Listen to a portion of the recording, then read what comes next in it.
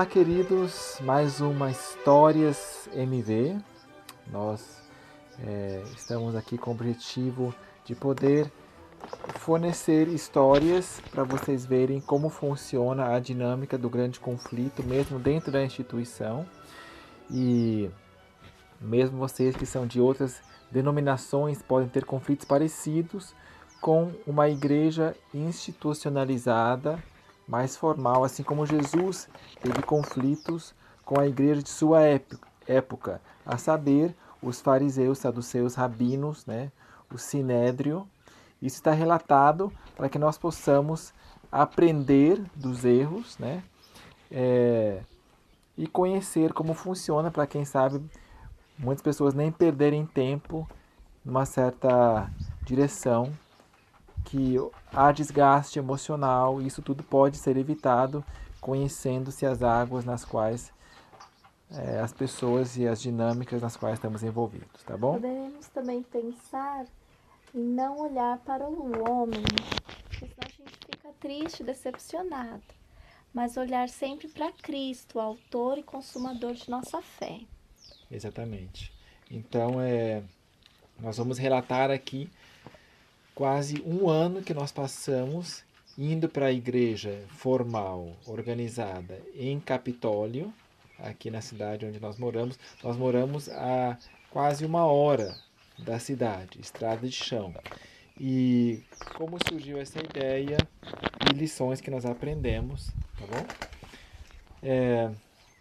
Então, Betsy, quando começou tudo foi quando alguns vizinhos novos começaram a chegar. Nós já tínhamos feito o Congresso MV da Batalha Final, vários Congressos MVs. Eu já era queimado, não recebia mais carta de recomendação, né? Mas continuava membro. E nós nos reuníamos, os irmãos aqui na roça. Então nós nos reunimos com o desejo de saber qual que era a vontade de Deus, se deveríamos fazer uma igreja, construir, né, fisicamente aqui na roça. Até 2 irmãos estavam dispostos a ceder o terreno, um pedaço do terreno da família. Ou a segunda opção, mas não era muito bem o que o grupo queria, era todos descer lá para a cidade, onde já tinha um grupo. Mas é interessante falar aqui a importância da oração. Lá na cidade, a família querida da Carol, do Valdomiro, né? Eles estavam orando ao Senhor já há muito tempo, porque eles estavam fazendo o trabalho lá, mas estavam quase sozinhos, tipo, pouquinhas famílias, mas bem pouquinhas lá. Tinham fundado um grupo. Tinham fundado um grupo e tinha culto, às vezes, de quarta-feira, que não tinha ninguém, só eles, tipo, 2 pessoas. Nós até fomos na inauguração desse grupo, né? Para mostrar apoio, porque nós tínhamos uma lojinha na cidade chamada Sarraceno, mas que era self-service, era pegue e pague, com impressão digital, só pessoas cadastradas que podiam entrar, pegavam as coisas e deixavam o dinheiro, passava o cartão lá. Então a gente queria alcançar a cidade também com um programa de rádio. Sim, lembrando que nós sempre fomos, assim, participantes de congregação, mas é que era muito longe realmente onde a gente estava também. Então eles estavam em oração e nós aqui resolvemos ficar 30 dias em oração e alguns até jejuaram. Para a gente poder, em 30 dias, fazer uma reunião. Fizemos aqui em casa. Vários irmãos, vários. Estávamos todos aqui conversando. Eu lembro até que irmãos que não puderam estar fizeram aquela videoconferência, que era uma coisa assim meio chique para o momento aqui da roça. E chegou o momento que vimos que Deus estava conduzindo para que deveríamos ir à cidade para apoiar a família que já estava ali trabalhando. Porque a ideia era que aqui na roça, aqui nas montanhas, no campo, na parte rural, existisse uma igreja independente, assim, uma igreja não independente, mas uma igreja, mesma igreja, não um grupo, né? Afiliada à associação. Então, qual é o melhor caminho para alcançar isso? É já começar aqui do zero e pedir apoio à associação, ou era ir à igreja, fazer com que a igreja de Capitólio, Que era um grupo também. que era um grupo, se tornasse igreja rapidinho, e aí nós teríamos um grupo filial da igreja de Capitólio aqui na roça.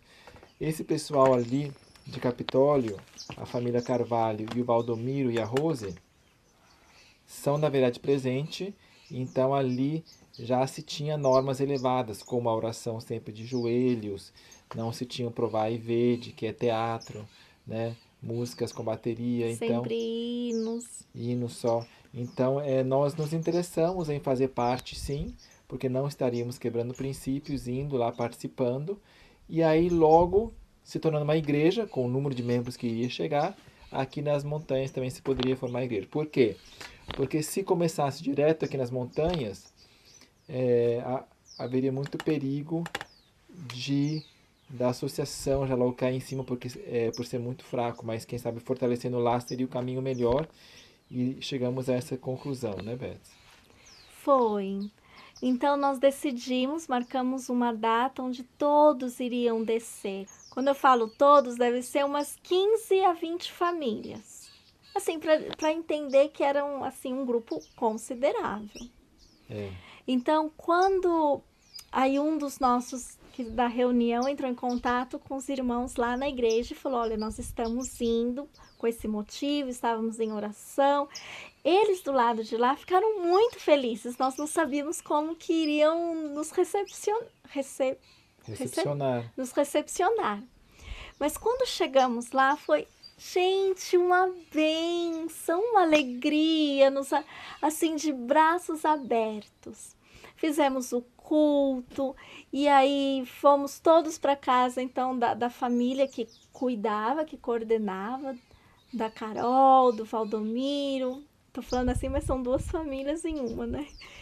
E incrível, o dia estava assim, bem ensolarado como está agora, e formaram-se 2 arco-íris, mais 2, o reflexo. Tinha umas nuvens escuras também, mas eram nós muitos nunca tínhamos visto arco-íris, sem chuva, eram 4 arco-íris. então arco-íris, e todos nós cantando do lado de fora, né, Daniel? A gente entendeu que era do agrado de Deus, que Deus estava feliz com aquela união de estarmos todos ali.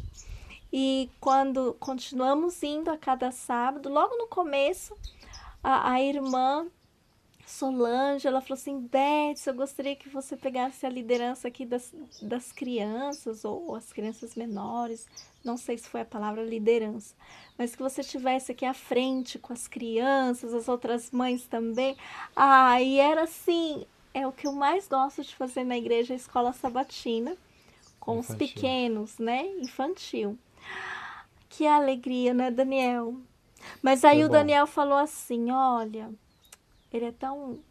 Eu não sei que palavra usar, mas ele falou assim: olha, para mim, ele falou: ó, para não criar problemas, vou falar para eles que não precisam me oferecer nenhum cargo. E Porque ele iria ficava colocar eles sempre em problemas. quietinho. Então, já desde o começo eu falei isso, para não colocar eles numa pressão. Será que ele está esperando que, né? Mas não era esse o objetivo. Agora, só um parênteses.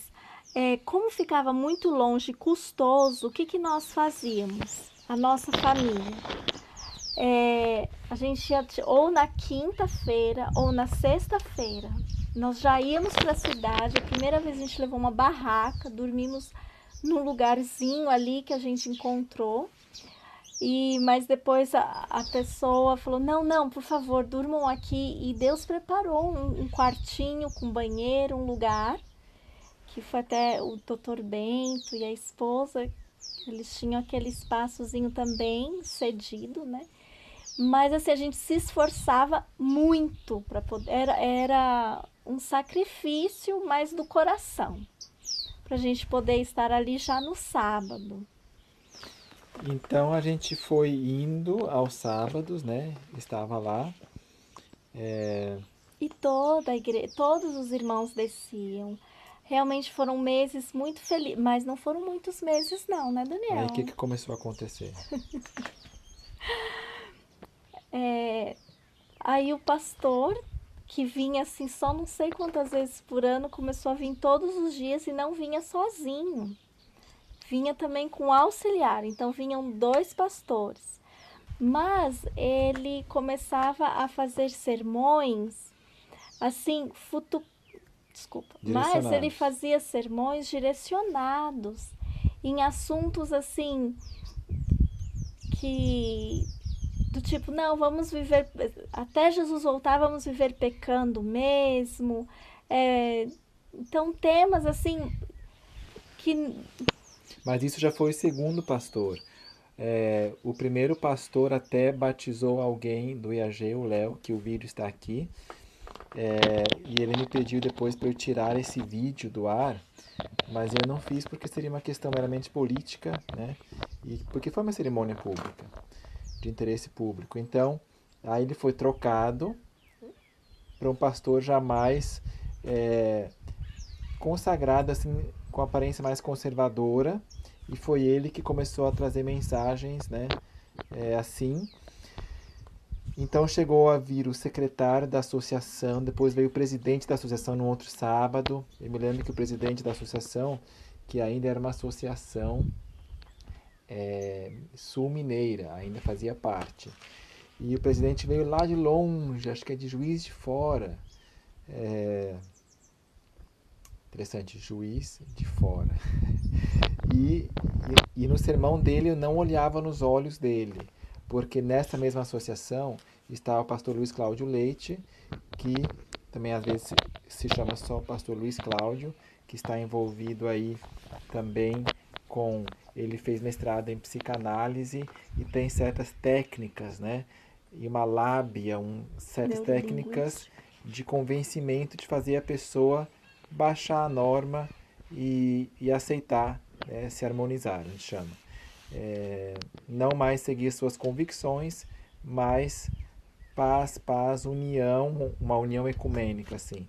Então, eu sabia que um dos pastores mais influentes da associação era ele, então eu nem olhava para os olhos do pastor que estava pregando, que era o presidente, por medo de ser influenciado ali por algum tipo de hipnose ou técnica.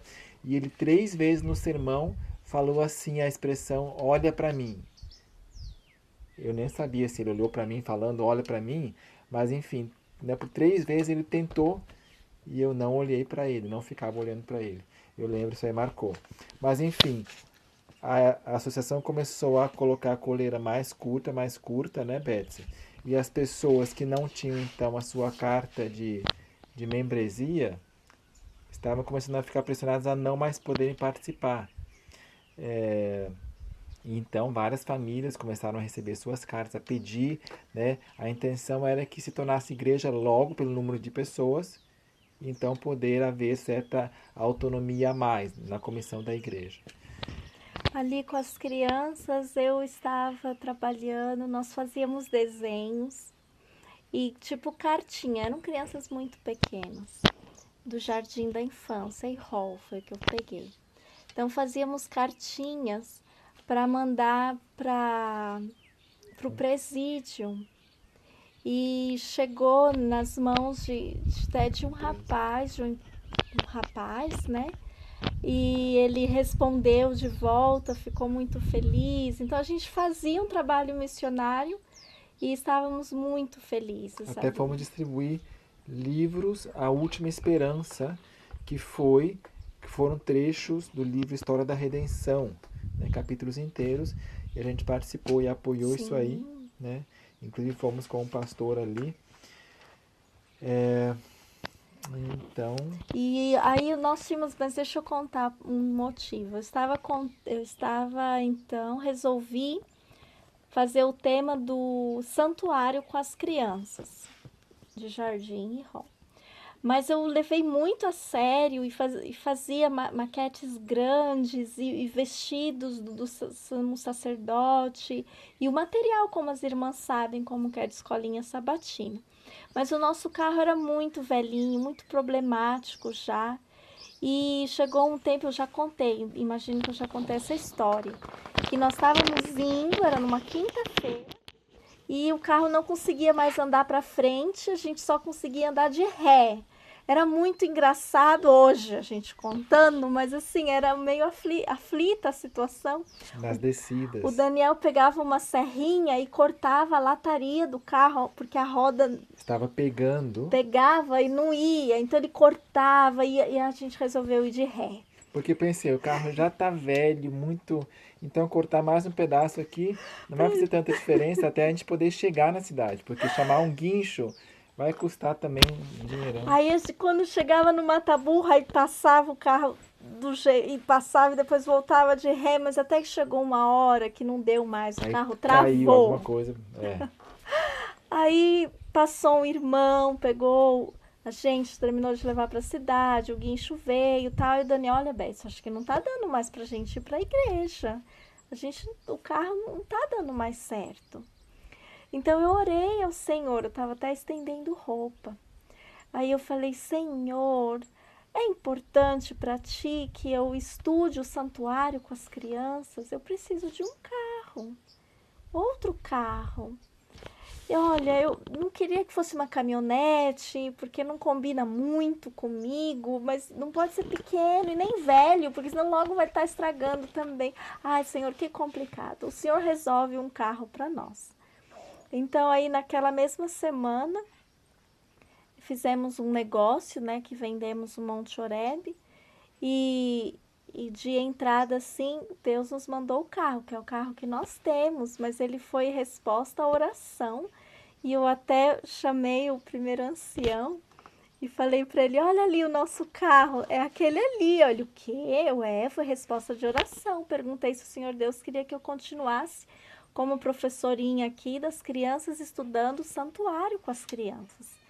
Ele ficou assim, sem palavras, porque o outro carro era bem velhinho. De repente a gente aparece com esse outro, mas Deus preparou. E depois de pouquinhas semanas, poucos meses, a secretária da igreja vem e fala assim, Beth, é o seguinte, para você poder continuar participando aqui, você precisa pedir a sua transferência. Eu falei, então, mas perderam a minha carta de transferência. A própria igreja perdeu, não sabe onde está. Ah, então você tem que fazer a profissão de fé. Eu falei, tá, eu até poderia sim fazer a profissão de fé, mas eu sou a esposa do Daniel. Que tinha sido excluído já. Ele Agora essa altura. tinha sido excluído e há pouquíssimo tempo tinha acontecido alguma coisa também com uma irmã da igreja que eles estavam marcando as pessoas que não podia mais pregar. falavam a linguagem deles, né? Nada de reformas. Eu falei assim, eu vou pedir, vou fazer isso e em pouquinho tempo vocês vão me cortar também. Não é? Então eu vi que eles queriam, na verdade, usar a questão da membresia como uma ferramenta. Não, então para não perder a membresia agora, para não ser riscado, eu vou então aceitar baixar a norma. Então, você viu que não faria sentido, né? Não. Então, assim, eu fiquei muito triste. Ela falou, então você não pode ficar com as crianças. E eu vi que ninguém queria ficar com as crianças, assim. Eu pensei, gente, tem pouquinhas semanas que Deus me deu um carro. De repente, assim, não é de paraquedas, né? Que de repente Deus manda um carro. Deus quer que eu faça esse trabalho. Eu contei para eles. E agora eles estão... Ou seja, não, então não vou fazer. Nós precisamos sempre considerar que a culpa não é do ancião. Ah, é outro ancião, não é mais o Valdomiro, então foi por causa disso. Ah, não era ele não. Por causa que ele deve lealdade ao pastor, que por sua vez deve lealdade à sua associação, vai prestar contas. Se ele for um bom pastor, ele vai, né, domar essa igreja que está rebeldinha aos seus olhos, a seu ver. E a associação presta contas à união. Oh, você, a associação, está tolerando aquela igreja de Capitólio lá, né? E então Capitólio era muito visado, até porque o Instituto Bíblico de Capitólio sempre aparecia, o IAG também está aqui, outros ministérios, e só um pouquinho. E aí, lembre-se que a divisão tem um voto de esse voto é inconstitucional, não pode ser feito. A divisão não tem capacidade, competência para decidir em questões doutrinárias, mas tem esse voto aqui, feito na gestão do pastor Ayrton Köhler, que diz que o perfeccionismo, né, ministérios que ensinam isso, não devem ser tolerados, assim por diante. Então, vamos atribuir a melhores intenções que esses pastores não têm necessariamente maldade. Não, eles estão certos, mas eu vou, né? Eu sou jesuíta. Eles querem ser fiéis ao seu superior. Então, isso me ajuda, esse pensamento me ajuda muitas vezes a... deixa pra lá, tadinho. Ele também quer fazer o certinho e, né? Quer... Mas infelizmente acaba sendo, mesmo enganados, né? Agradar a homens em vez de examinar por si mesmo a evidência, comparar os espíritos, né? Esse seria o seu dever. Mas eu busco diminuir a sua culpa, como Jesus falou, né? Mas aquele que te entregou a mim tem maior culpa. E são pontos tão simples. Por exemplo, a vestimenta, o deixar de comer alimentos que trazem prejuízo à saúde, deixar a carne, a questão da vitória do pecado que Jesus veio tirar, né? A vencer. São pontos assim tão cristãos, tão bons. O último sermão que nós ouvimos na igreja foi um sermão inteiro dedicado a provar de que nós não precisamos sempre ajoelhar para orar. E aí a oração final foi: levantemo-nos para a oração final. E uma parte da igreja se ajoelhou e outra parte se levantou. Né? Então, para você ver o nível que chega, né? Sermões que não exaltam a Cristo, que não são, em vez de mais consagração, mais preparo, mais submissão a Deus, não precisa. Ellen White disse que é um privilégio, que não tem que. E assim por diante, né? É lamentável. Aí chegou a pandemia, né? A pandemia... Fechou, né? Não teve mais as reuniões, os cultos. Mas voltando à questão original, se a gente faz um culto aqui na roça ou não, já direto, mais formalizado, pedindo reconhecimento da associação ou não, uma coisa engraçada é que é o seguinte: a cidade de Capitólio estava bem no limite extremo da Associação Mineira Sul. E Piuí, que é a cidade vizinha mais para lá, um pouco maior, já faz parte da Mineira Central, de Belo Horizonte. E o irmão que ofereceu construir igreja no terreno dele, justo faz divisa, está na divisa. Então podia ser, a gente falou assim, a gente podia construir uma igreja em cima da divisa. Se essa associação implicar, a gente senta o lado esquerdo da igreja e assim por diante. Mas eu vi que isso não teria muito futuro, porque a associação não iria reconhecer sem fazer amplas visitas de casa em casa. Só esperar passar esse ruído aí na câmera. Olha, para que nós estamos contando isso? Imagina só se no tempo de João Batista eles tentassem se harmonizar com a igreja oficial, que era a sinagoga. Jesus ia para a sinagoga de Nazaré, tinha um costume, mas os discípulos de João Batista tentassem: João Batista, vamos lá pregar na minha sinagoga. Aqui no deserto não, ali você vai ter mais público, né? Tentar harmonizar com a nação judaica, que é a igreja de Deus, sim, foi fundada por Deus, profético. Vamos, João Batista, ali. Vocês acham que esse vinho novo iria se misturar com odres velhos, iria dar certo? Então isso é um exemplo, é uma exemplificação de como, infelizmente, não dá certo sem baixar as normas.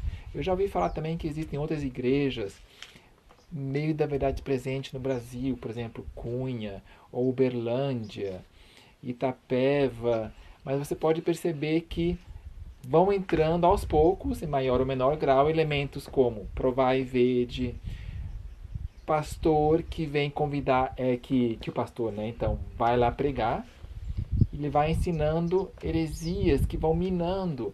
É muito mais perigoso ter um suco de laranja com uma gota de arsênio e você receber, do que você receber um vidrinho de ácido clorídrico.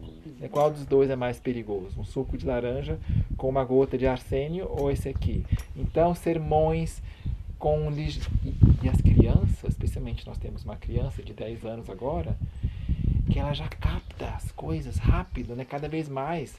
Então, coisas sutis. Então, Deus se desagrada quando nos expomos ao erro sem ser a isso obrigados. Vamos estar ali bebendo. Não, ele é pastor do púlpito, a tribuna sagrada. Deus está presente. Reverência. E agora o pastor vai falar heresia, sabe? Então não combina vinho novo com outros velhos. E João Batista também não harmonizou-se. E nós estamos seguindo ele, tá? Então, novamente, a culpa não é do pastor A ou B. Não é problema, não, mas o pastor tal é da verdade presente. A questão é que eles têm chefes. Eles têm que prestar contas. Então, isso é querer agradar a dois senhores. Infelizmente, a essa altura. Na altura de Ellen G. White, estava menos pior. Ainda estava tolerável. Mas mais para o fim da sua vida, tem texto aqui, você vê na tela. Olha só esse texto aqui. Sobre os jovens. De manter distância para que as suas noções não sejam levedadas do que é ser um cristão, né? Então, infelizmente, nós temos seguido agora o modelo de igreja domiciliar, muitas vezes também à distância, damos estudos bíblicos por telefone para outras pessoas, mas não ir ao local designado, assim como muitos judeus também não iam ao local designado por ocasião dos profetas lá. Lembra de Siló? Siló. Né? Isso acalma meu coração, porque eu sempre fui muito igrejeira. Não é fácil, não é gostoso essa situação. Mas lá em Siló, o que acontecia, Daniel? Abominações dos filhos de Eli, Hofni, Finéias ali, né? Prostituição, fornicação, coisas assim, que então, hoje em dia a fornicação é mais velada, né? É mais espiritual, fornicação espiritual com as doutrinas de Babilônia, e que então nós fazemos os nossos cultos não indo ao local designado, né? Assim como em João Batista ainda é a igreja de Deus, na nação judaica ainda não chegou o ano 34 antitípico, nós entendemos, pode ser que Deus disse que já chegou, isso cabe a Deus, mas o fato é que nós não vamos lá nos expor ao erro sem ser a isso obrigados. E Deus condenava o povo que não ia? Lá na história não condenava, né? Que aqueles filhos de Eli estavam fazendo coisas terríveis. Então muitos do povo de Deus ficavam indignados, não estavam de acordo, então eles não iam até o templo. E eles ficavam lá na casa mesmo, na cidade deles. E Deus não estava bravo com eles por causa disso. Aquele casal lá que... Um casal muito amigo. Primeiro perderam os cargos, hoje em dia são excluídos da igreja. Até o marido, que pouco falava, né, ficava mais apoiando, também foi removido. E nós não sabemos em que nível está ali, enfim. Mas eu gostaria aqui de deixar a recomendação para você assistir sobre essa questão da igreja ser a menina dos olhos de Deus. Não, mas parece cair e não cairá. Não existem promessas assim? Que temos que crer, Daniel, que Deus vai conduzir a nau. Olha, esse sermão aqui, a menina dos olhos de Deus e as ovelhas perdidas da casa de Israel, vai esclarecer essa questão, que Deus tem uma igreja sim, mas não é a grande catedral, não é uma instituição, não é as quatro paredes, é um movimento. Deus começa com o plano A sendo a igreja formal, né? Busca, como começou com a nação judaica, né? Como ele começou com Noé, todos, aí viu formar Babilônia, então só uma família agora, a família de Abraão. Aí Abraão, aí viu, os levitas, então especial, não é mais todo primogênito que vai ser o sacerdote, agora vai ser só essa tribo. Aí Deus viu que a nação literal não dava, então agora é judeu espiritual, né? O último verso aqui de Gálatas 3 diz que é judeu o que vai espiritualmente. E Deus formou uma igreja, a igreja cristã, dos apóstolos, 12 apóstolos. Mas ela foi se afastando e a igreja voltou à estaca zero, que é sempre um remanescente espalhado. Aí Deus tenta com Lutero, uma igreja formal, com Zwinglio, aí começa a perseguir os anabatistas, então volta à estaca zero, que é só os espalhados aqui, ali, acolá. Aí Deus formou a IAS em 1863, foi formalizada, mas infelizmente começou a se afastar, aí volta de novo ao plano zero, que é os espalhados, os remanescentes, que essa igreja sempre houve. Deus às vezes tenta formalizar para aumentar a adesão, mas infelizmente, né, a menina e as ovelhas perdidas da casa de Israel. Aqui para você assistir nesse vídeo recomendado aqui. Deus te abençoe e um bom sábado para você.